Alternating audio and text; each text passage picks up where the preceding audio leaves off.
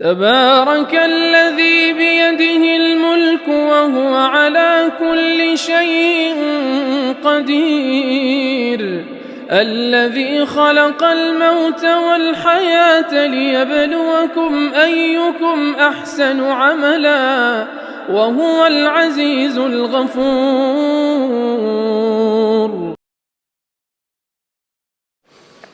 السلام عليكم ورحمة الله.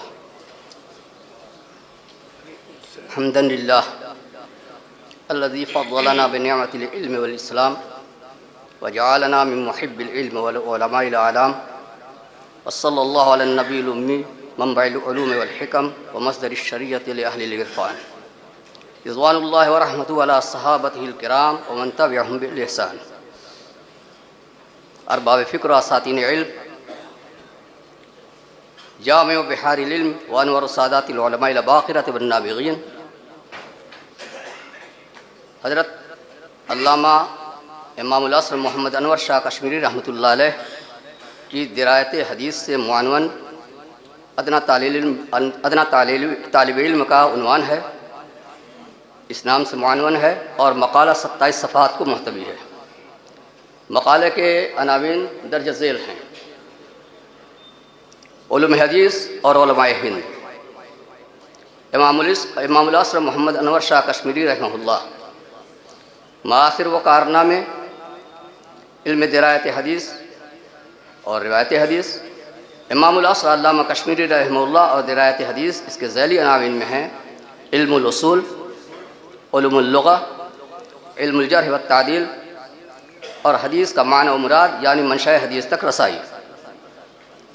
یہ عناوین ہیں اور ان عناوین کے تحت مثالیں کچھ ذکر کی گئی ہیں۔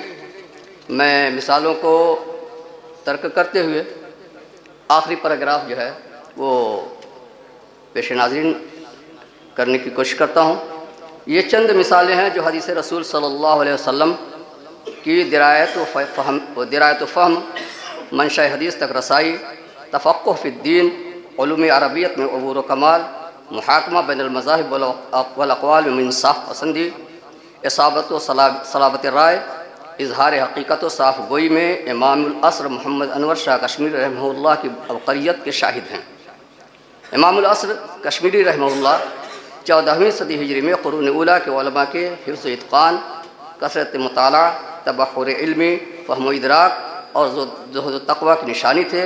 اللہ ان کے علوم سے نفع کو عام کرے اور ان کے مراتب کو بلند کرے۔ وآخر دعوانا الحمدللہ۔